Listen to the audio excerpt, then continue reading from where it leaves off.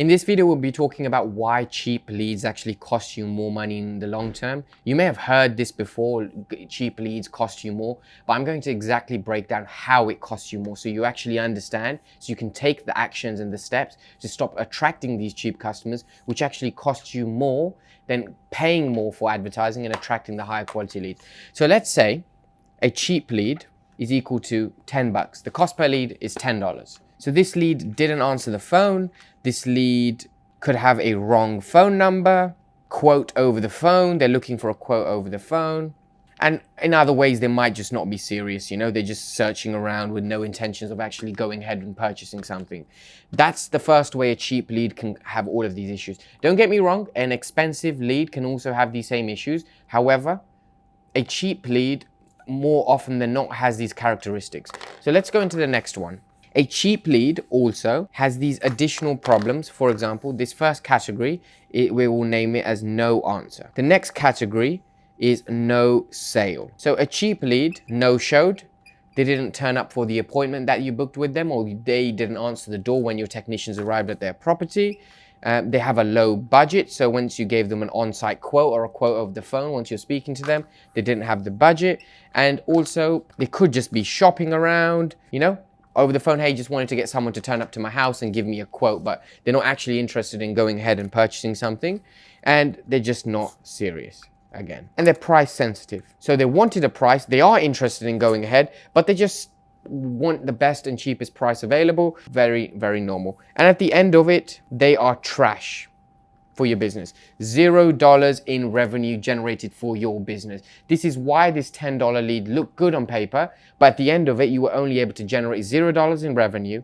Let's say you lost $20 in picking up the phone. Let's say you lost $50 in turning up to the customer's property. In a nutshell, you didn't generate $0. You lost $70 in revenue, in expenditure, and minus another $10 in advertising cost. You've actually lost $80 only because you were optimizing for cheap cost per lead. Let me actually give you this as an example inside of a specific industry. Let's go with plumbing and break down cheap leads versus quality leads and the difference on how much you lose and how much you actually generate in profit and return once you separate the two. Now for this example, what we're going to do is have two different scenarios, scenario A and scenario B. Both are for plumbing services. And what we're going to do is break down the reasons why scenario A is attracting cheap customers. So the first thing is the campaign. The campaign is set to broad match keywords, which means anyone searching for similar keywords to the ones that you put into your campaign, they would see it. If someone types in plumber, they will see your ads. But that also means if someone types in plumber jobs, they will also see your ads, which means you get more inquiries, a lower cost per lead, but you're getting a bigger variety of leads, which are not related to exactly the kind of customer you're searching for. CPL is $10. So these are all reasons why scenario is leading to cheap customers and it's costing you more money. Let's say leads generated is 100, calls answered is 20. So 20 calls were answered. Jobs booked is 2.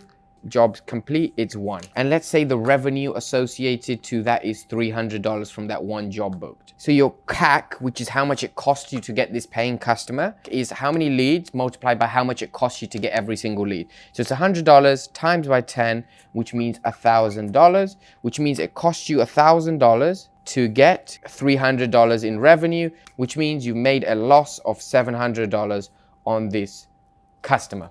Most businesses are actually operating in this way, focusing on a low cost per lead, but do you want your business to have a loss of $700 at the end of it or not? Let me give you another scenario of this completely flipped and how it worked out successfully for scenario B.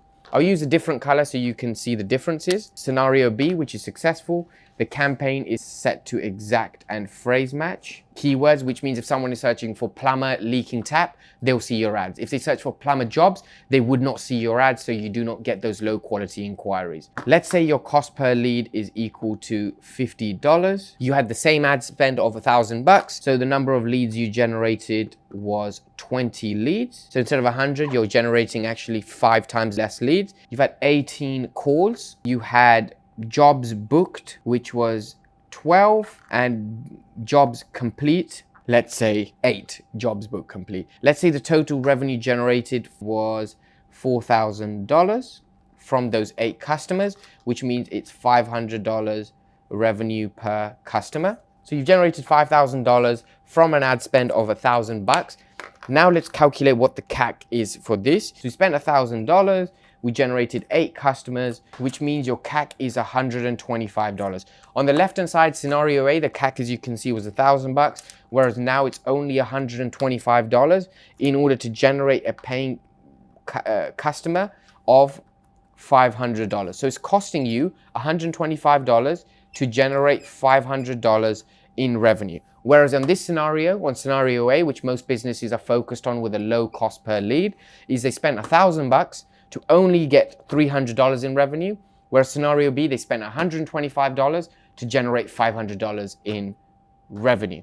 So that means this is profitable and it's a scalable campaign, since they know they can spend $1,000 to generate 4,000 on repeat, kind of like an infinite money glitch. Of course, there are additional complexities that get involved and enter into play. Once you start spending more money, your advertising cost, your efficiency goes down until you pick it back up. But in most scenarios, 99% of business owners like you want to be in scenario B, where you do spend a little bit more on your cost per lead, but they are higher quality of lead, which means the revenue generated is higher. The amount of money you spend on your staff, your receptionist, is lower. Acquisition cost per customer is lower, which means your profit at the end of the month is higher. So the key takeaway of this video is cheaper leads attract tire kickers who are looking for the cheapest price, who want a quote, who want you to visit, and then they're just going to go ahead and compare prices, whoever can give it to them for the cheapest. So you're wasting money on the wrong kind of people with these kind of keywords. Broad, you might get job inquiries, you might get